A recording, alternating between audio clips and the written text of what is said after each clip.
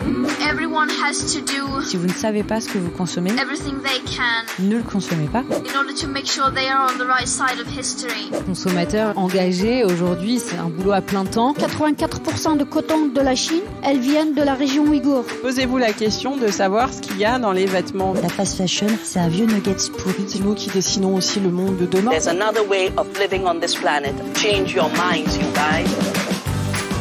Bonjour, je suis Chloé Cohen, je suis journaliste et vous écoutez Nouveau Modèle, le podcast sur la mode responsable et engagée. Cet épisode a été enregistré en direct lors d'une journée organisée par la Fédération de la mode circulaire à l'Institut français de la mode et dédiée à la mode circulaire. Et s'il y a bien une notion essentielle pour tendre vers une mode plus responsable, plus consciente et plus raisonnée, je crois bien qu'il s'agit de la circularité. Je vous souhaite une très belle écoute. Passer la parole à Andréane Lemieux, qui est directrice de la chaire Sustainability IFM Kering, pour cette table ronde sur la sensibilisation et l'information, moteur de la consommation raisonnée. Et je te laisse présenter tous les intervenants et les intervenantes. Merci beaucoup, Chloé. Je suis très heureuse d'être là aujourd'hui avec en plus des invités que j'apprécie tout particulièrement, enfin que je connais depuis déjà très longtemps. Donc, on va parler d'éducation, information, sensibilisation pour une consommation raisonnée. Moi, je parle souvent de former pour transformer. Alors, vous allez dire après prêche à paroisse. Là, on est à l'Institut français de la mode. Mais la transformation durable est une transformation du système de valeurs. Donc, en termes de gestion du changement, de profondeur de la transformation, ça prend beaucoup plus d'accompagnement. Et le premier levier de transformation, enfin le premier levier pour cet accompagnement, c'est souvent l'information, l'éducation, la sensibilisation. Puis aujourd'hui, donc on a différents profils, acteurs qui tous, dans leur quotidien, à leur niveau, mettent en place ces leviers de transformation. Donc, je suis très contente qu'on en parle aujourd'hui. Je vous présente donc Clémence qui est juste à ma droite. Donc, Clémence Faure qui travaille pour la Fondation Or. On aura l'occasion d'en parler plus profondément. Puis, on s'est connus au Ghana il y a quelques semaines. Donc, on va pouvoir nous en parler de vive voix. Thibault Ledunois, donc directeur entrepreneuriat. Oui, c'est ça, voilà. J'ai eu un petit doute de la Fédération du prêt-à-porter. Rine Trevelzi, fondatrice de Clear Fashion. Et puis Sophie Bonnier, directrice circularité, excellence environnementale du groupe Kering. Voilà. Et donc, peut-être pour nous donner un peu de contexte... et là, par opposition à la consommation raisonnée. Donc, Clément, j'aimerais que tu nous présentes un peu les grandes lignes de la Fondation Or au Ghana, située à Accra, où on s'est connus il y a quelques semaines. Voilà. Bonsoir à tous. J'étais designer aux résidences à la Or Foundation et maintenant je travaille à temps plein pour la Fondation, donc basée à Accra au Ghana. Cette fondation, elle travaille avec le marché de Cantamento, qui est le plus grand marché des vêtements de seconde main au monde. Et donc, on travaille en direct avec toutes les personnes qui travaillent dans ce marché. Ça représente quand même une communauté de 30 000 personnes qui travaillent avec les vêtements c'est issu du réemploi et donc envoyés au Ghana. Donc, il y a 15 millions de vêtements qui arrivent chaque semaine à Accra et qui sont traités, revendus et qui sont gérés aussi comme des déchets quand il s'agit de déchets, ou qui ne sont pas vendus. Donc on travaille avec cette communauté, on travaille sur les aspects sociaux et économiques qui sont comment faire en sorte que les gens qui travaillent à la gestion de ces vêtements de seconde main aient de quoi vivre et vivent dans des conditions qui soient bien pour une justice au niveau économique et social pour ces personnes-là. Mais on travaille aussi sur l'aspect environnemental et on fait des recherches environnementales sur l'impact de ce marché de seconde main parce que les déchets ont un énorme impact environnemental parce qu'il n'y a pas les moyens localement pour traiter les déchets. On a aussi des missions éducatives qui sont autant au Ghana que dans le monde, partout, pour justement passer le mot, sensibiliser et partager avec le monde ce qu'on sait et les informations qu'on collecte et les recherches qu'on effectue localement. Donc on a une recherche assez holistique sur tous ces aspects-là parce qu'on est basé localement et on travaille avec les communautés à Accra. Et donc, depuis l'initiation, le démarrage il y a 10 ans de la Fondation Or, En termes de quantité, donc tu as cité quand même un chiffre clé, 15 millions de vêtements par semaine. Donc, en fait, quand on dit on va envoyer nos vêtements pour les aider, enfin, il faut quand même rappeler qu'à Accra, il y a 3 millions d'habitants. Donc, c'est de dire qu'à chaque semaine, tous les habitants doivent se procurer ou acquérir 5 vêtements. Donc, enfin, je veux dire, là, c'est juste exponentiel. Enfin, c'est assez... Enfin, c'est vrai que pour l'avoir vu, c'est... donc, en fait, comment ça a évolué, ça? Parce que là, on parle de consommation raisonnée. Enfin, là, on est à l'opposé. Donc, ce marché de la seconde main, il est très ancré dans la culture locale parce que ce soit pour les vêtements ou pour les autres matières, ils sont beaucoup dans le réemploi, la réutilisation, l'upcycling. C'est vraiment ancré dans leur culture. Après, ce qui a évolué dans les 10 dernières années, c'est les volumes importés. Il y a de plus en plus de vêtements qui arrivent et ils sont de moins en moins bonne qualité.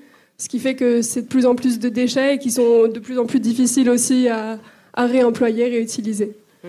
Donc on voit un impact direct sur l'environnement, donc que ce soit justement sur l'aspect économique et social, parce que les gens ont de plus en plus de mal à vivre de la vente de ces vêtements de seconde main parce que c'est de trop mauvaise qualité pour qu'ils les vendent. Mais on voit aussi l'impact sur l'environnement et donc il y a énormément de communautés qui sont impactées par la pollution directe de leur lieu de vie, de la rivière, de la mer. Voilà.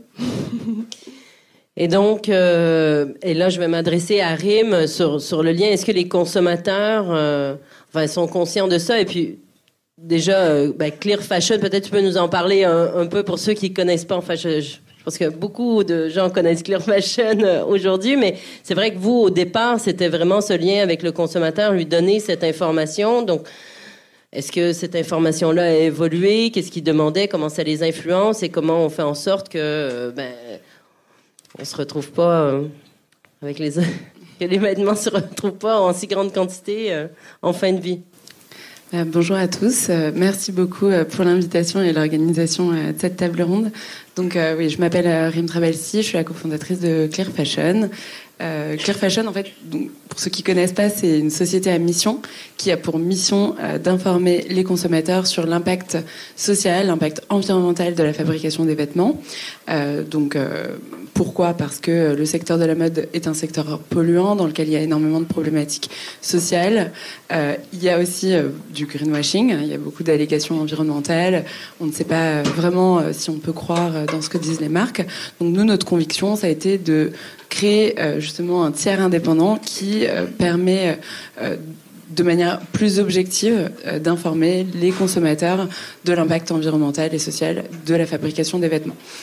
C'est aussi ce qui peut permettre donc d'avoir cette méthode d'évaluation et ces affichages. Ça peut permettre aussi à des marques, à des designers au sein des marques d'éco-concevoir, d'étiqueter leurs produits, de mesurer leur impact et donc de faire des meilleurs choix de matières, de fabricants et d'éviter donc des conditions de travail indécentes par exemple. Alors pour l'histoire de Clear Fashion, en effet, nous on a commencé par les consommateurs. On a commencé avec une application mobile. Ça fait maintenant 5 ans qu'elle existe. Cette application mobile permet donc d'en savoir plus sur les pratiques de près de 600 marques aujourd'hui, sur leurs pratiques. Donc on a un système de scoring sur 4 thématiques: environnement, bien-être animal, santé, conditions de travail. On partage aussi les lieux de fabrication depuis 5 ans. Donc ça a été une petite victoire parce que justement ça nous permet d'informer des consommateurs. Maintenant c'est sûr qu'on est une très petite entreprise, hein, on est une quinzaine dans l'équipe et on n'a pas les budgets de l'État. Donc on a besoin aussi de soutenir l'État, on a besoin de faire en sorte que demain il puisse y avoir un affichage environnemental pour que en fait l'information soit donnée directement aux consommateurs, directement sur leurs vêtements, et qu'on ne soit pas les seuls en fait à agir dans cette sensibilisation aux consommateurs parce qu'on n'a pas les moyens pour le faire en réalité. Au-delà donc de ce qu'on fait avec l'application mobile, un peu à la manière du Nutri-Score, en fait, on propose aussi aux marques donc d'étiqueter les notes de Clear Fashion, donc l'impact environnemental, social, bien-être animal et santé, directement sur leurs vêtements, donc en ligne. Vous pouvez les retrouver. Il y a plusieurs marques qui le font, ou en physique. D'ailleurs, cette année, on a eu 3 millions de visualisations de notre score, donc c'est quand même une très bonne nouvelle. Ça montre bien que les marques peuvent aussi être vecteurs de cette information, de cette sensibilisation. Et donc, le troisième sujet sur lequel je bosse énormément en ce moment, c'est l'affichage environnemental, pour faire en sorte justement que le gouvernement puisse réussir ce projet d'affichage environnemental au niveau français, mais aussi au niveau européen. Et là, je me retourne vers Sophie. C'est vrai que l'affichage environnemental, à quelque part, avec le IPNL, donc cet outil d'affichage d'empreinte environnementale du groupe, existe depuis maintenant plus de 10 ans. Je pense que c'est Puma qui l'avait mis en place avec au sein de Kering en 2012. Donc, comment ça s'inscrit, enfin, quel est votre retour d'expérience sur ces 10 dernières années et comment ça s'inscrit justement dans ces nouvelles réglementations d'affichage environnemental? C'est une question bien compliquée, Andréane, je te remercie. En effet, on a l'IPNL depuis une dizaine d'années, donc je ne sais pas si vous êtes familier avec cette expression, c'est un Environmental Profit and Loss. En fait, on va faire l'analyse de cycle de vie, enfin plutôt la mesure de l'empreinte environnementale des matières que l'on utilise et de l'énergie que l'on utilise chez Kering. Chaque année, on va regarder la somme des impacts et on va tout transformer, comme Hortense chez Vestiaire, en euros pour pouvoir comparer des choux et des carottes, comparer le climate change avec l'impact sur l'eau, etc. Donc, on monétarise tous ces impacts pour comprendre d'où viennent nos impacts environnementaux et comment est-ce qu'on arbitre dans notre stratégie environnementale, quels sont nos objectifs corporate de demain. Ça, on le fait depuis 10 ans. Le challenge pour l'affichage environnemental, c'est de transformer l'essai, cette information, de la rapporter au produit. Et en fait, c'est pas tout à fait la même information qu'on va donner aux consommateurs parce que cette fois, on va vraiment aborder la notion de cycle de vie. Et tout comme l'IPNL, qui est vraiment science-based, où on travaille avec des experts sur la quantification en euros, mais aussi avant même en CO2 de nos impacts, on cherche pour l'affichage environnemental aussi à défendre une méthode qui soit scientifiquement robuste et qui reprenne bien en compte toutes les externalités négatives des vêtements. Et c'est là que c'est compliqué. C'est-à-dire qu'aujourd'hui, les ACV qui ont été faits jusqu'à maintenant, elles étaient un peu rapides. Et par exemple, le relargage des microfibres au lavage, c'était pas très bien pris en compte, voire jamais pris en compte. Ce que Clémence évoquait sur la pollution liée aux vêtements qui sont sur les plages dans l'hémisphère sud, c'est un flux direct de plastique dans l'océan, en fait, et Cantis a montré que c'était presque 10 fois plus que les microfibres qui sont relarguées au lavage. À ce que je sache, cet impact environnemental n'est pas pris en compte aujourd'hui dans les analyses de cycle de vie et dans l'affichage environnemental demain. Donc notre objectif, c'est d'améliorer ces méthodes pour être sûr que le consommateur aura une information qui est juste, qui est efficace, qu'il comprend. Donc là, c'est l'enjeu de la simplification de l'information, mais avant même, il faut qu'elle soit robuste. Et l'un des sujets sur lequel on travaille particulièrement avec toi, Andréane, à travers la chaire Kering IFM, c'est notamment les enjeux de durabilité. On est tous familiers avec la durabilité intrinsèque, physique, et le fait que plus celle-ci est élevée, plus le produit va durer dans le temps. Il ne va pas boulocher, se déformer, etc.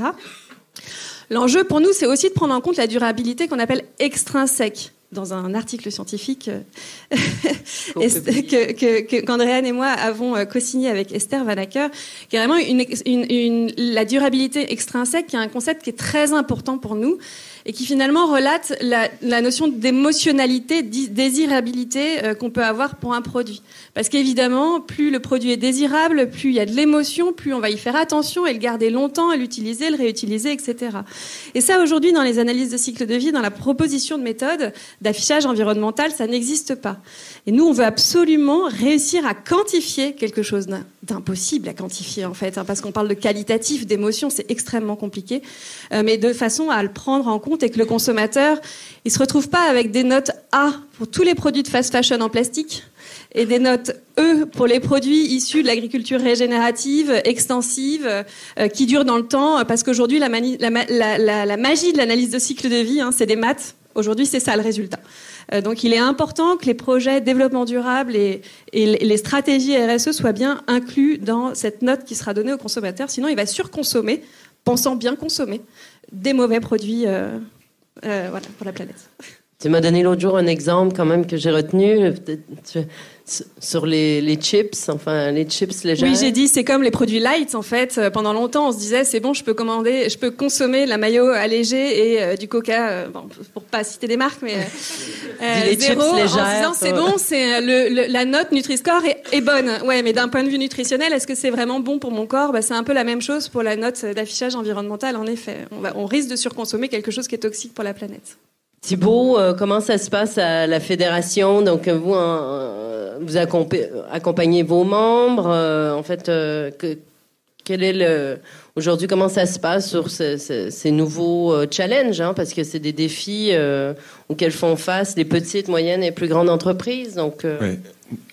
Du coup, en effet, bonjour à tous. Donc, moi, je représente la Fédération du prêt-à-porter féminin. On représente à peu près 600 marques de prêt-à-porter, justement. Et on est évidemment à la fois sur des sujets d'affaires publiques et de lobby. Et donc, on participe avec différents partenaires, justement, aux discussions sur ce sujet d'affichage environnemental, qui est extrêmement complexe. La ministre citait les 8 critères sur lesquels on s'est relativement globalement tous mis d'accord. Le sujet est ensuite dans la méthodologie, comment ça va se mettre en place et qu'est-ce que ça va supposer. Moi, je représente spécifiquement les jeunes entreprises. En tant que directeur de l'entrepreneuriat, a priori, je représente des plus petites marques qui ont plein d'enjeux parce qu'on attend d'elles d'être aussi experts que des gros alors qu'elles sont toutes petites et qu'en général, elles sont plus en train de sauver leur business model que de justement gérer ces enjeux RSE. Et pour autant, en général, elles ont une vraie volonté de s'engager et d'être activistes par rapport à des grands groupes qui sont souvent un peu plus lents, ou en tout cas, mais qui ont pour autant énormément de moyens et justement qui peuvent se payer des ACV, qui peuvent se payer des bilans carbone, etc. Donc nous, on est un peu entre deux eaux, je dirais. Ce qui est sûr, c'est qu'aujourd'hui, nous, on a une vraie volonté de faire les choses bien, puisque c'est des réglementations qui incombent sur le long terme, avec des gros enjeux de base de données. On parlait tout à l'heure du taux de substitution, qui est un vrai enjeu sur la seconde main, par exemple. Évidemment, on a les mêmes sujets sur l'affichage environnemental. Il va falloir se mettre d'accord sur des bases de données communes. Il va falloir se mettre d'accord sur la forme. Moi, personnellement, je me pose la question de la réplicabilité d'un Nutri-Score sur un vêtement. Ça va être un vrai sujet, puisque aujourd'hui, et je trouve que le thème de la table ronde, ce qui souligne, c'est qu'aujourd'hui, il y a une non-information. Et que je réagis sur une actualité chaude du moment, mais c'est l'article du Parisien et l'interview du directeur des affaires publiques ou de la stratégie de Shein, qui globalement dit Shein est bon pour le climat. Et Shein réduit les volumes d'invendus. Et objectivement, sur les invendus, il a raison. Le problème, c'est que tous ces produits ont une date de péremption et une obsolescence programmée gigantesque et qu'il surconsomme, il fait surconsommer ses consommateurs. Donc là, on a une information et une preuve, et enfin un cas d'usage très marrant, c'est que dans un article, dans un grand quotidien français, donne des éléments factuels, à savoir un système de production hyper bien foutu avec de l'intelligence artificielle et une gestion de stock absolument parfaite. C'est d'ailleurs pour ça que c'est un si grand groupe et qu'aujourd'hui ils peuvent se permettre d'avoir des prix si dérisoires. Pour autant, le revers de la médaille, c'est qu'en fait c'est de la fake news en barre et qu'aujourd'hui, avec des gens autour de la table et évidemment dans l'audience qui sont tous convaincus et extrêmement sachants sur ces sujets, on se rend compte qu'on peut faire dire tout et n'importe quoi. Et que donc sur le fond sur la forme, premièrement, c'est très complexe. Et évidemment, nous, on est obligé de jouer entre des jeunes marques activistes qui nous disent mais vous allez pas assez vite, bande de je ne dirais pas, et en même temps des grands groupes qui nous disent nous on peut pas suivre. On voit que la mise en place de la loi AGEC par exemple reste encore un sujet alors qu'elle a été promulguée il y a quelque temps maintenant. Et donc on navigue à vue entre deux eaux et avec un vrai enjeu de sensibilisation et notre volonté aujourd'hui, et on a la chance d'être un syndicat patronal et donc d'avoir des patrons, et aujourd'hui, et c'est la force de la Fédération de la mode circulaire, c'est qu'aujourd'hui on est entre experts. La majorité des gens autour de la table bossent en RSE, sont des directeurs RSE ou des directrices RSE et donc sont convaincus. Nous on a en face des patrons, ce qui m'intéresse beaucoup en tant qu'activiste historique, de me dire comment je fais du brainwash auprès des gros, et ça c'est un vrai sujet parce que je pense que ça passera par justement la sensibilisation et l'information, notamment des dirigeants. On se félicite évidemment d'avoir de plus en plus de directeurs RSE et des directrices RSE au COMEX des entreprises, et donc ça c'est notre gros enjeu nous aujourd'hui, c'est à la fois nous engager publiquement sur le fait que l'ultra fast fashion et la fast fashion est aujourd'hui un vrai enjeu de compétitivité pour notre marché, et qu'il faut qu'on collectivement on collabore, et c'est notre rôle en tant que fédération de fédérer justement et de collaborer. Puis le deuxième sujet, c'est vraiment de mobiliser au plus haut les patrons sur comment, comprendre en fait les enjeux de la mode, parce qu'aujourd'hui, sur plein de sujets, et notamment sur l'affichage environnemental, on voit que c'est une question extrêmement complexe qui suppose des partis pris sur lesquels on n'est pas tout le temps d'accord, mais en tout cas, il faut avoir ce débat collectif en fait dans l'industrie. Et justement, en parlant d'enjeux, et là je me retourne vers toi, Clémence, donc vous êtes sur le terrain, donc tu l'expliquais, avec ces 30 000 acteurs du marché, enfin donc ça vous positionne, enfin vous êtes super bien placé pour remonter justement la situation, ces enjeux, cette alerte, quoi. Et ça, vous le faites à différents niveaux. Vous le faites au niveau des gouvernances, enfin des institutions. Peux-tu nous donner peut-être ce que vous avez en cours sur lesquels je sais que tu travailles beaucoup? Bien sûr. Alors déjà, ce qu'il y a, c'est qu'on sait beaucoup que le marché de Cantamento existe parce qu'on communique beaucoup sur ce qui se passe au Ghana. Mais ce qu'il faut savoir, c'est que c'est pas du tout que au Ghana. Donc nous, on se concentre sur la communauté qu'on connaît, mais c'est les questions qu'on soulève et les messages qu'on veut transmettre. Ils sont assez mondiaux et globaux et on peut les projeter au Chili, aux Philippines et dans tous les endroits où on trouve des décharges de textiles parce que ça touche beaucoup d'autres communautés. Et donc en ce moment, on a une campagne qui s'appelle Stop Waste Colonialism qu'on a lancée il y a quelques mois, au mois de février, avec un site web qui est associé. Et sur ce site, on explique comment le système de la mode dominant aujourd'hui avec la fast fashion et les gros groupes utilise les pays de l'hémisphère sud pour justement envoyer les déchets en disant que ça va être réemployé d'une manière ou d'une autre. Et donc finalement, juste une façon de gérer les déchets, mais sans donner les moyens ou sans reconnaître publiquement que finalement c'est un système de gestion de déchets. Et en fait, sur place, les gens n'ont pas les moyens de le gérer, de mettre en place des infrastructures qui vont bien. Donc sur ce site, on explique exactement le fonctionnement de ce système et ce qu'il faudrait changer, ou les premières étapes en tout cas pour avancer et avoir une transition qui soit réelle pour une mode plus circulaire et pour balancer différemment ce système. Donc les requêtes qu'on a en quelque sorte sont liées à la communication et la transparence. Dire qu'il faut que les gens sachent, déjà nous on parle énormément du Ghana justement en étant très précis, en parlant de cette communauté de Cantamento, parce que c'est un exemple très concret et on peut communiquer, on a plein d'exemples au quotidien. Mais on parle aussi en plus de rendre publiques ces informations et de la transparence, c'est aussi que chacun prenne ses responsabilités et qu'en plus donne des fonds et aide et soutienne, parce qu'envoyer des déchets c'est bien, envoyer des déchets avec des moyens c'est mieux, pour aider les gens qui gèrent ces déchets-là et minimiser à terme l'impact sur les communautés et l'environnement. Donc on a cette campagne en ce moment, et pour le jour de la Terre, le week-end prochain, on a aussi une campagne qu'on est en train de monter avec des marques, et donc l'idée c'est de communiquer les volumes de production en disant on ne juge pas la quantité qui est produite, mais on se lance dans ce mouvement de transparence, que ce soit une petite marque ou une grosse marque de mode, de dire si chacun prend le temps de dire combien il produit, et l'idée c'est pas de juger si c'est bien ou si c'est pas bien, mais si chacun prend le temps de dire combien il produit, on peut peut-être pousser les gros groupes à apporter plus de transparence. Alors bien sûr, ils diront pas comme ça du jour au lendemain, H&M, on saura pas exactement combien de vêtements sont produits, mais c'est quand même fou de se dire que depuis 2014, on peut pas précisément savoir combien de vêtements sont produits dans le monde chaque année. Donc ça, c'est un gros point à faire évoluer dans le futur. Donc ça, c'est notre prochaine campagne. Et s'il y en a parmi vous intéressés pour se joindre à la campagne, n'hésitez pas à me contacter après. Mais c'est vrai qu'on parle de durabilité. Là, on a plusieurs projets de recherche en durabilité, mais tant qu'on ne réduira pas les volumes, le système, en fait, on travaille dans le vide. Et toute cette réflexion autour de la durabilité et de la compréhension de la durabilité, je pense que c'est pour ça que c'est très important de soulever la partie extrinsèque.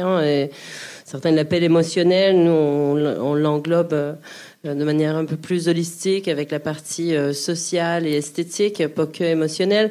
Mais je pense que cette compréhension, et même on parle d'affichage, je pense que il y a une vraie question à se poser sur la durabilité en tant que critère seul, comme pilier de la circularité, là, avec une communauté aujourd'hui sur la mode circulaire. Parce qu'il y a une vraie réflexion à avoir aussi sur ces critères. Et comme tu le disais, Thibaut, pour éviter de faire dire un Nutri-Score ou une note ou un score, ce que l'on veut lui faire dire. Donc je pense que ça c'est très important.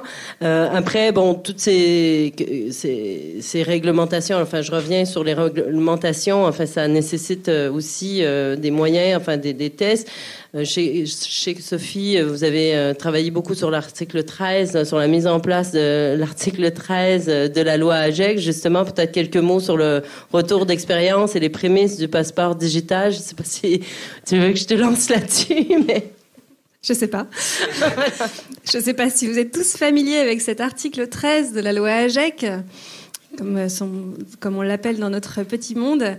C'est un article qui vient proposer aux marques de publier des caractéristiques environnementales des produits et des emballages. Donc on n'est pas sur la note environnementale, l'équivalent Nutri-Score, mais sur des caractéristiques environnementales. Par exemple, pour la partie emballage, ça va être est-ce que mon emballage contient des matières recyclées ?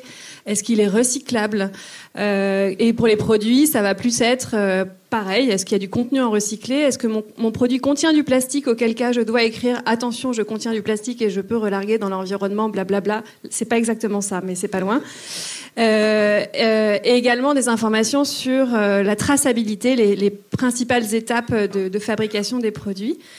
C'est un article effectivement qui était prévu dans la loi AGEC publiée en 2020, mais on a attendu les décrets d'application qui sont arrivés un peu tard, et donc c'était pas évident de se mettre en conformité du jour au lendemain.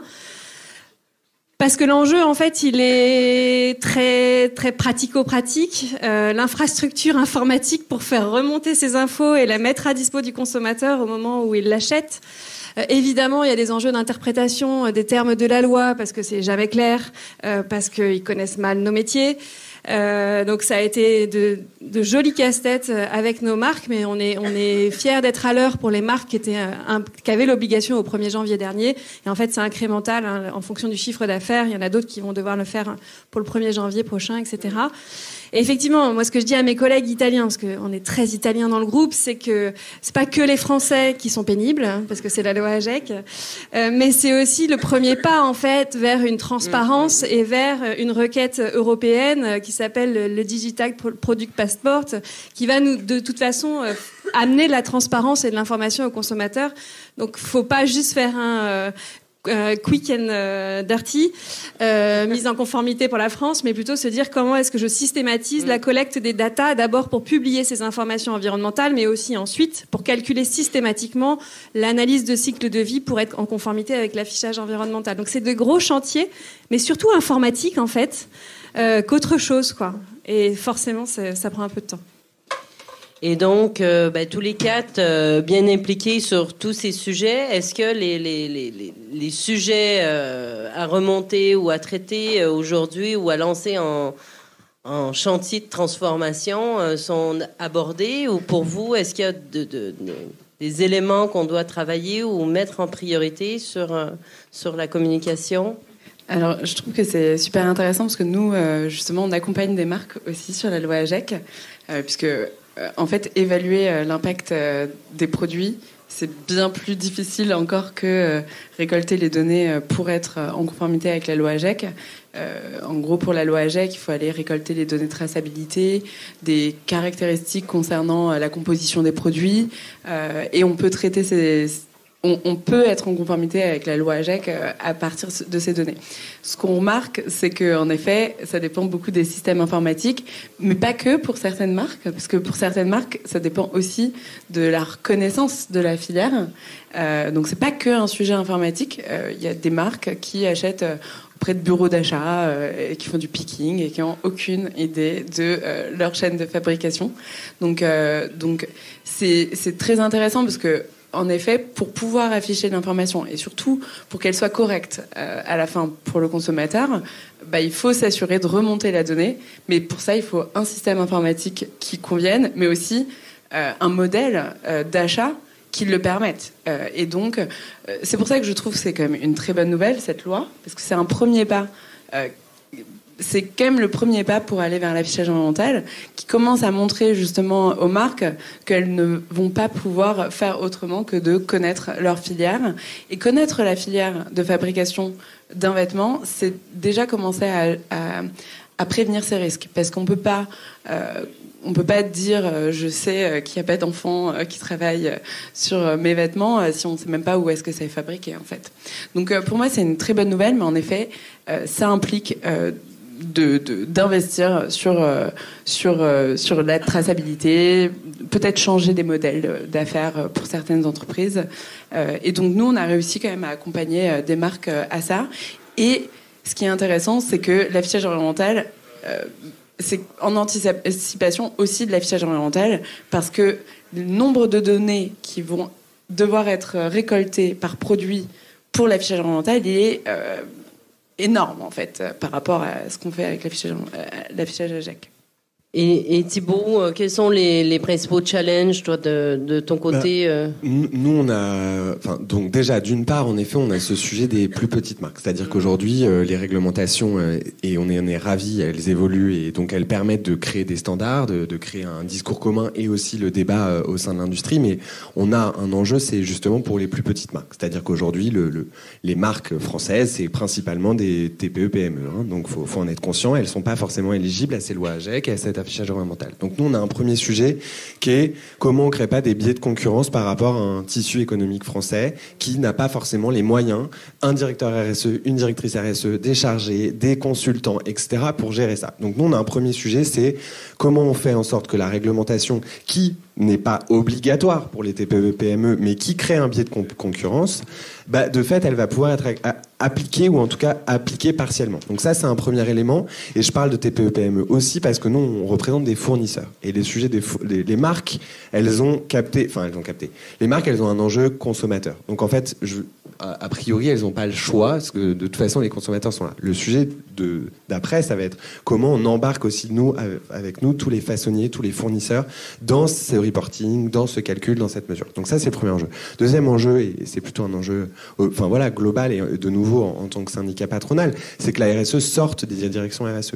On est ici dans un discours qui est très technique et qui est extrêmement important et qu'il faut qu'on ait. Le sujet, moi, c'est de voir comment demain, on va former et on va informer plus loin que les patrons. Et donc, je parle des directions communication, parce qu'aujourd'hui, le greenwashing reste un fléau dans toutes nos marques, pas parce que les marques le veulent, mais juste parce que les communicants ne sont pas formés.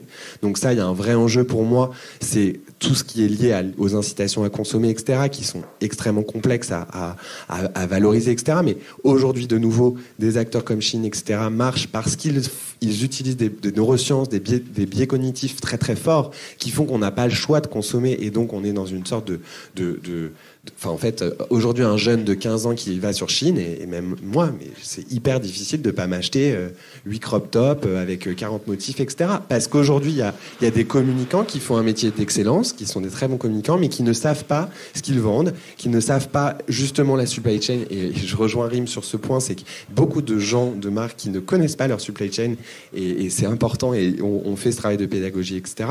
Je parle aussi des forces de vente. On parle d'information consommateur, mais formons tous nos vendeurs. Parce qu'en fait, le contact retail, on a dit que c'est la mort du retail. Je pense que le retail a encore un avenir. Il y a encore des gens en magasin, et il y a encore des gens en magasin qui sont mal informés par les forces de vente. De nouveau, pas parce que les forces de vente ne veulent pas, mais parce qu'on ne les a pas informés, parce qu'en général, les formations RSE sont restées là-haut, et elles ne redescendent pas assez. Et aujourd'hui, du coup, il va falloir se mettre en conformité aussi, de nouveau même pour les jeunes marques et pour tous les réseaux distributeurs, moi, c'est la première action que j'ai envie de dire, c'est former vos vendeurs. Parce que les vendeurs sont bons pour faire de la communication, ils sont au contact de vos clients, et potentiellement, ils sont aussi l'expérience de marque et votre discours de marque. Et donc, là, je travaille avec des jeunes retailers qui se lancent, qui ont 5 boutiques, 8 boutiques, qui me disent, mais je galère, je sais pas comment les prendre, les vendeurs, machin. C'est difficile de les mettre autour d'une table pour parler de RSE. Ils sont encore objectivés sur leur chiffre d'affaires. Comment je fais? Step by step, mais ça fait partie pour moi des grands enjeux de notre secteur, c'est former les équipes plus largement que le COMEX et que les directions RSE pour faire de chaque employé et de chaque collaborateur des forces vives. Et donc pour moi en priorité, les professionnels de la communication et de la publicité et les professionnels et les forces de vente. Alors, en tout cas, dans toute cette transformation, moi, j'aime souvent dire la responsabilité, et là, la responsabilité en termes de transparence, de communication, je dis souvent un tiers, un tiers, un tiers. Un tiers c'est les gouvernances, les grandes institutions. On a besoin de réglementation, on a besoin de référentiels, de normes, pour se structurer. Ça se fait au niveau national, européen, même international, soyons fous.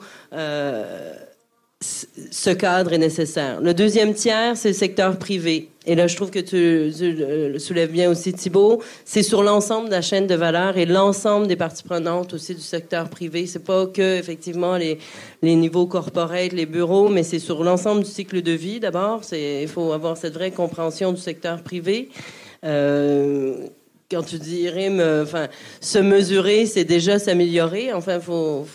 Et le troisième tiers, sur le deuxième tiers, il faut se transformer au cœur du secteur et se poser les questions et le faire de manière collaborative aussi. Et puis le troisième tiers, c'est le citoyen, c'est le consommateur, c'est nous. On a tous le choix de décider qu'est-ce qu'on va consommer, comment on s'habille, qu'est-ce que l'on va manger. Enfin, ça va au-delà. Donc, pour moi, c'est un tiers. Et attendons-nous pas non plus.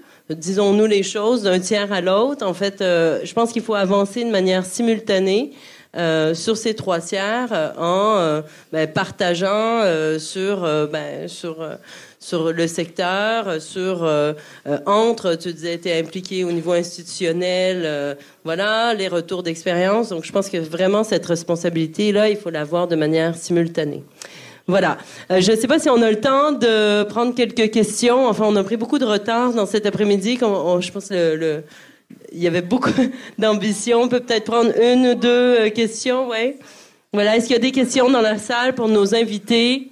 Bonjour à tous. Stéphanie Bretonnière, WeImpact.World.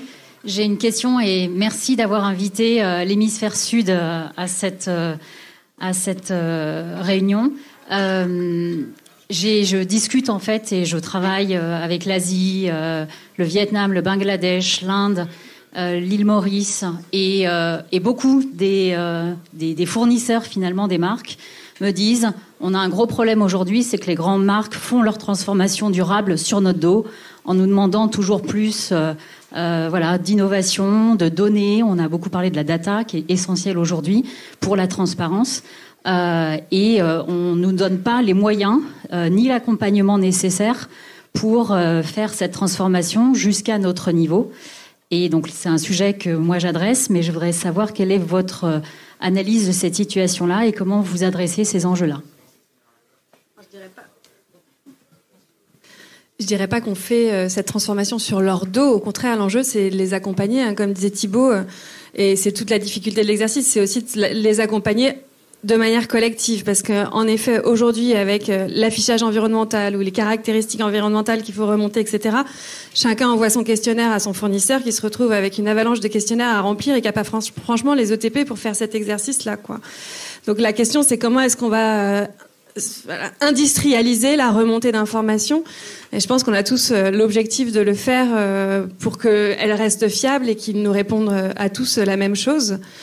Je dirais que vraiment l'enjeu, c'est de les accompagner avec nous dans cette transformation. Et nous, on va même jusqu'à, c'est un peu autre chose que l'affichage ou la remontée de collecte d'informations. C'est aussi des projets concrets sur le terrain pour transformer l'agriculture, transformer tous les process. Où concrètement, on a des fonds qui sont dédiés à l'agriculture régénérative pour avoir des nouveaux modèles d'agriculture de demain. Et concrètement, on n'a pas de ROI direct sur ces projets. On espère bien récupérer, si possible, les matières dans nos produits demain. Mais voilà, l'objectif, c'est de les accompagner à la fois financièrement, mais aussi techniquement dans la transformation. Pareil, on a des projets Clean by Design en Italie qui visent à faire des audits et à transformer nos fournisseurs dans l'énergie qu'ils utilisent, etc. Donc bon, peut-être que nous on fait ça, peut-être que d'autres ne le font pas, peut-être, mais notre objectif, c'est certainement pas de le faire sur leur dos. C'était quand même, en tout cas, notre analyse sur Chine et sur l'article du Parisien qui vient de sortir, où Chine, justement, se targue d'avoir une transformation de leurs fournisseurs, notamment sur l'énergie renouvelable, à 80% dans 5 ans. Et globalement, on est clairement sur ce sujet. C'est-à-dire qu'il y a un certain nombre de marques, quand même, qui, du coup, je fais le parallèle sans aucun problème, mais les déchets textiles aujourd'hui, c'est le Rana Plaza actuel, et en gros, on se décharge sur les fournisseurs en se disant, c'est pas moi, c'est mon fournisseur. Et en fait, c'était valable il y a 10 ans, aujourd'hui, c'est un peu moins valable, je pense que les marques peuvent plus dire ça. voilà. Et en tout cas, les entreprises peuvent plus dire ça. Mais ça reste un argument d'autorité. Et c'est vrai que nous, on a dans le luxe historiquement une intégration verticale quand même qui est très forte. C'est-à-dire qu'il y a de plus en plus aussi de groupes qui investissent. Mais même dans des petites marques, typiquement, on a une marque que j'aime beaucoup qui s'appelle Mi Collection, qui est en train de fabriquer son usine en Inde, justement, sa propre usine, panneaux solaires, full résilience climatique, etc. Et on voit qu'en fait, de plus en plus, il y a en tout cas des expérimentations de marques qui tendent à devenir aussi des producteurs. Et ça, je trouve ça très intéressant parce que justement, ça va encore plus loin que la théorie des parties prenantes où on va prendre en compte nos parties prenantes et justement nos fournisseurs, mais on va carrément tester le métier. Et en général, quand on teste le métier de producteur, justement, on se rend compte de tout le travail que ça suppose, quoi. Je pense que c'est un vrai enjeu d'être mieux connecté et de prendre le temps d'aller voir à quoi ça ressemble si on ne le fait pas nous-mêmes pour pouvoir être sûr qu'on sait de quoi on parle quand on en parle après. Et je pense que ça aussi au niveau institutionnel, ce qui est intéressant de voir, c'est qu'il y a plein de choses qui se passent et qu'on peut essayer de faire encore mieux pour montrer l'exemple et continuer de montrer l'exemple sur des choses qui vont plus loin que juste la France, justement, qui vont au-delà de nos frontières parce que pour l'instant, dans le monde mondialisé dans lequel on est, ça se passe toujours au-delà de nos frontières, que ce soit dans la production, la consommation ou la vie d'après de ce qu'on a produit et consommé. Donc je pense que c'est intéressant aussi de voir plus loin et d'aller voir sur place et de revenir avec ce qu'on a appris et de pousser les institutions à implanter dans les dispositifs en place ces nouvelles solutions qui bénéficieront de tout le monde finalement. Alors c'était pas tant une question, simplement Accenture avait évoqué dans ses chiffres et ça m'avait fait tilter parce que j'ai eu la chance, l'opportunité, le privilège, je ne sais pas comment on peut le dire, mais d'aller au Ghana, à Accra, découvrir le marché de Kantamanto. Et justement, a été évoqué à un moment donné le fait que ce qu'on envoyait en Afrique, c'était du réemploi. Et justement, sur les 300 millions de vêtements qu'on envoie chaque année, il y a 40% qui atterrissent immédiatement en décharge. Donc la notion de réemploi, elle est quand même extrêmement vague dans ce contexte. Voilà, c'était juste pour appuyer ce point. Alors, je vais rebondir sur ce sujet aussi. Pour ma part, le Ghana, je l'ai visité aussi. Ça fait 30 ans que je fais du recyclage et plus de 15 ans que je fais du textile, du recyclage de textile. Juste pour rappel, il est interdit d'envoyer des déchets dans tous les pays. Il y a la Convention de Bâle, l'OCDE, toutes les normes aujourd'hui. Donc l'éducation qui doit être faite, elle est d'abord au centre de tri. Juste pour rappel, la France n'envoie que 452 tonnes de déchets de textiles de seconde main au Ghana. Déjà. Donc on n'est pas le pays sur 144 000 tonnes qui sont envoyées. Donc l'éducation doit être faite sur les centres de tri. Les Anglais qui envoient la majeure partie de leur tonnage au Ghana ou au Kenya ou ailleurs, dans le pays d'Afrique, il faut juste mettre en adéquation entre l'offre et la demande et l'éducation des centres de tri. En Angleterre, c'est du charity business. En France, c'est des centres de tri qui sont éco. Ils ont des normes environnementales, ils sont contrôlés par l'éco-organisme. On a un savoir-faire qui est fait sur le tri, qui n'existe pas partout. Il y a quelques pays comme la Belgique, la Turquie, qui mettent en place ces dispositifs. Donc l'éco-organisme a mis en place un dispositif qui permet de contrôler l'ensemble des acteurs. Pour la traçabilité des tonnes envoyées en France sont toutes tracées jusqu'à l'utilisateur final. Donc on sait à qui on vend et l'éco-organisme sait à qui on vend. Donc aujourd'hui, effectivement, l'éducation doit être faite sur le consommateur. Première phase, consommer mieux, consommer moins. Deuxième phase, toutes les équipes qui doivent trier et qui trient partout dans le monde doivent avoir conscience du produit qui va être vendu et qu'on met dans la balle. Effectivement, quand on met 40% de produits qui sont destinés non pas à l'usage mais aux déchets, à la gestion des déchets. Après, on doit accompagner, je suis d'accord avec vous, avec la Banque mondiale, le FMI, sur les investissements, sur les outils de gestion des déchets. Mais il faut se mettre aussi un peu dans ces pays-là. Moi, je suis d'origine qui vient d'un pays d'Afrique. Quand on regarde, il y a des priorités. Manger, se loger, se soigner, s'habiller. Et il y a des moments où les associations caritatives ont un rôle énorme, et après de la création d'emplois, et préserver l'environnement. Préserver l'environnement, aujourd'hui, ça doit être une ressource première, parce que ça a un impact sur la santé, sur l'éducation. On doit éduquer les gens à ne pas acheter n'importe quoi. Et donc, dans la chaîne de valeur, vous avez le centre de tri, l'importateur, la personne qui achète les produits et qui doit les remettre sur le marché, que ce soit le Bimunga au Canada, au Kenya, ou la fripe à Tunis ou au Maroc. Donc il faut juste se remettre en cause pour dire on vend des produits qui ne sont pas conformes à la demande des consommateurs, en vente du noir, et il faut vous mettre en tête aussi qu'il va y avoir une problématique de sourcing. Le sourcing des matières premières de seconde main, on va l'avoir sur le vintage, sur la crème, mais aussi sur les produits qui vont être des besoins en Afrique. Juste, je ne vais pas faire très long, mais le Nigeria, l'âge moyen au Nigeria, c'est 18 ans. D'accord ? La moitié de la population a moins de 18 ans. Il faut bien les habiller. Je vais vous dire, aujourd'hui, on subit un lobbying sur la France et sur l'Europe, sur les produits, par qui ? Par les Chinois. Vous savez, à chaque fois qu'une fripe n'est pas vendue, c'est quoi comme produit qui est vendu ? Shine, un produit chinois de plus bas de gamme que celui que vous avez donné. Donc il faudra, à un moment donné, qu'on ait cette inadéquation entre l'information, la formation et la formation des opérateurs et l'ensemble des acteurs. Et après, Sophie, on parle des marques de luxe, elles n'ont pas cette problématique-là. Elles sont sur des problématiques de durabilité. Leurs produits, vous allez sur Arcurial aujourd'hui, vous allez avoir des cotations de produits de grandes marques qui existent. Donc voilà, prenons conscience qu'il y a 1 million de personnes qui travaillent avec la fripe au Kenya. 1 million de personnes. Si demain on arrête tout, qu'est-ce qu'on fait ? C'est 1 million. On ne parle pas d'arrêter tout, c'est pas du tout la démarche. C'est pas le propos. Hein. Non. On ne parle pas d'arrêter tout, on parle d'envoyer des produits qui soient utilisables par les gens. Et ce que vous disiez à propos des gens, des revendeurs de vêtements, quand ils achètent les ballots, ils ne connaissent pas le contenu du ballot. Ils investissent d'abord dans le ballot et une fois qu'ils ont payé, ils ont le droit de l'ouvrir. Donc ils ne savent pas ce qu'il y a dedans. Donc ce qui est les déchets parmi les vêtements de bonne qualité, ils ne peuvent pas le savoir à l'avance. C'est un pari. Donc ils s'endettent avant de gagner de l'argent là-dessus. Et la question, c'est justement en France, grâce à la REP, on a quel taux d'indésirables dans les balles ? Aujourd'hui, on n'a pas cette information. Donc, le 40%, c'est une information de The Earth Foundation. Pour le Ghana, où effectivement, c'est la 12e destination pour nos produits français. Fine. Que se passe-t-il dans nos premières destinations ? Et quel est le taux d'indésirables ? Aujourd'hui, on n'a pas l'information. Moi, en tant que marque, franchement, ça m'inquiète. Je confie ma responsabilité à un éco-organisme aujourd'hui en France, demain partout en Europe. Je ne connais pas la traçabilité aval de ce qui se fait avec mes produits.